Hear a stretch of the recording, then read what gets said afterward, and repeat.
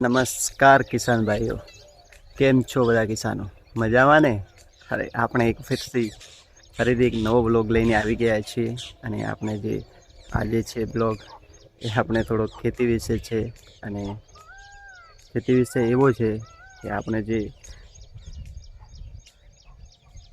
આંબા જે લગાવેલા હતા, આંબા કલમ, કેસર કલમ, એના વિશે થોડુંક હું તમને માહિતી જણાવીશ. અને જે પણ ભાઈને આ વર્ષે નવા કલમો લગાવી રહ્યા છે એના માટે બેસ્ટ સજેશન રહેવાનું છે અને સારું એવું રહેશે.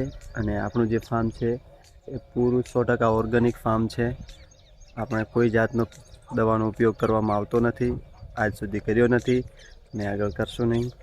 અને જે પણ આપણે જે નવા ભાઈઓ આંબાનું વાવેતર કરે છે, આ તો મારે 3 વર્ષના થઈ ગયા છે, પણ જે નવા ભાઈઓ જે આંબાનું વાવેતર કરે છે એના માટે એવું કંઈ નહીં હોતું કે આપણે પહેલાંથી ખાડા આપવા અને બધું કરવું, એવું કશું કોઈ નહીં હોતું. અમે પણ બધા માણસો એવો કહેતા હતા કે પહેલાં ખાડા આપી દો અને પછી વાવો, પણ એવું નથી હોતું મારા ખેડૂત ભાઈઓ. એટલે એવું છે કે તમે ગમે ત્યારે આંબો વાવી શકો છો. આપણે આંબાની શરૂઆત છે જે 7મા મહિનાથી લઈ અને 8મો 9મો એટલે 2 મહિનાની અંદર તમે આંબાનું વાવેતર કરો તો તમને સારું એવું રિઝલ્ટ મળે. અને ચોમાસું શરૂઆત થઈ જાય છે, પહેલો વરસાદ થાય એના પછી ગમે ત્યારે વાવો એટલે શું છે, તમારી કલમ સુકાવાનો પ્રોબ્લેમ બહુ ઓછો આવે છે. તે એનાથી તમને બહુ સારો એવો બેનિફિટ રહે છે. અને તમારી નવી ફ્રૂટિંગ થઈ જાય છે આંબાની અંદર. નવી મતલબ આવી 2 મહિનાની અંદર તમને નવી જે આપણે આંબો રોપ્યો છે એની અંદર 2 મહિનાની અંદર નવી ફ્રૂટિંગ આવવાની ચાલુ થાય એટલે આપણે સમજી લેવાનું કે આંબાનું છોડ એકદમ સક્સેસ ગયું છે. તો બસ એ જ હું કહેતો હતો. અને જે પણ ભાઈ આંબા વાવે છે એમાં બીજું કંઈ વાવવું જોઈએ નહીં. બધા કહે છે કે અંદર મગફળી વાવો, એ વાવો, પણ આવું કશું વવરાય નહીં. આંબામાં બીજું કશું કંઈ નહીં વવરાય. ઓનલી ફોર આંબા વાવવાના છે અને અંતર રાખવાનું છે. એ અંતર આપણે 10x12 રાખવાનું છે. 10x12 બેસ્ટ અંતર છે આપણે. અને એમ તો વધારે રાખો તો વધારે સારું, પણ 10x12 રાખવાથી બહુ બેનિફિટ છે. તમને 3 વર્ષે આંબો આવવાનો ચાલુ થઈ જશે. અને એનો ઘેરાવ એટલો બધો નથી હોતો કે જે આપણે વિચાર્યું હોય કે 7-8 ફૂટ આમથી આમ પહોળાઈમાં જતો રહેશે, પણ એવું નથી હોતું. 2 થી 3 ફૂટ પહોળાઈમાં જાય છે.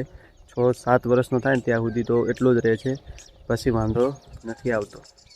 હું એ જ કહેવા માગું છું. અને જે આપણે પાયામાં કે આ નાખવું, તે નાખવું, કશું કંઈ નાખવાનું આવતું નથી. તમારી પાસે પ્યોર ઓર્ગેનિક હોય, આપણે થુવેર આવતી જૂની થુવેરનું દૂધ મળી જાય તો વધારે સારું. એ ન મળે તો આપણે પછી પેસ્ટિસાઇડ દવા પણ એક ઉપયોગ કરવામાં આવે છે પાયાની અંદર. જે ઉદય લાગે ને એના માટે એ થુવેરનું દૂધ મળી જાય તો બેસ્ટ, બધાથી સારામાં સારું. એ પ્યોર ઓર્ગેનિક છે અને એ આપણે પાણીમાં મિક્સ કરી અને થોડુંક નાખી દેવાનું.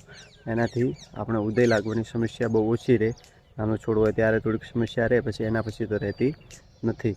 અને આગળ પણ આપણે વિડીયોમાં ઓર્ગેનિક દવા વિશે થોડુંક જાણીશું. અને અમે કઈ ઓર્ગેનિક દવા વાપરીએ છીએ, આજ સુધી કઈ વાપરી અને કઈ વાપરશું, એનામાં પણ આપણે આગળ વિડીયોમાં વાત કરશું, મતલબ બીજા વિડીયોમાં વાત કરશું. આ વિડીયોમાં બહુ લાંબો થઈ જશે.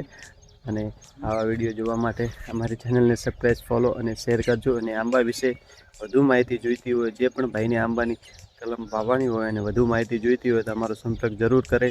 અમે 100% સજેશન સારું આપશું અને આંબા વિશે પણ સારું આપશું.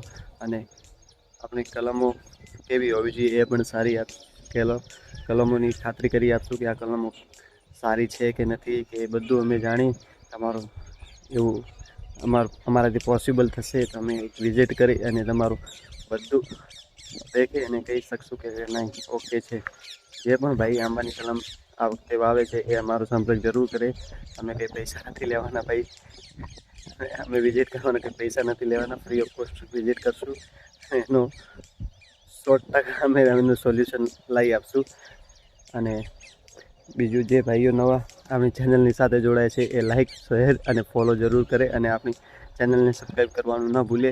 અને વધુમાં વધુ લોકોને વિડીયો શેર કરે છે. વધુથી વધુ લોકોને આ વિડીયો મદદરૂપ બને એવી અમે આશા રાખીએ છીએ. જય જવાન, જય કિસાન. આપણો ખેડૂતના જે આપણું ખેડૂતનું હિત થાય એવું અમે વિચારીને બેઠા છીએ. બસ એક આપણી એવી ખેતી હોવી જોઈએ કે ખેડૂત કંઈક કરે અને પૈસા વધુ ઉત્પન્ન કરે. મતલબ થોડીક એવી જમીન હોય એ પણ પૈસા સારા એવા આવક મળે એવી અમે એક આશા રાખીને બેઠા છીએ. બસ એ જ અમારો ધ્યેય છે. ધન્યવાદ.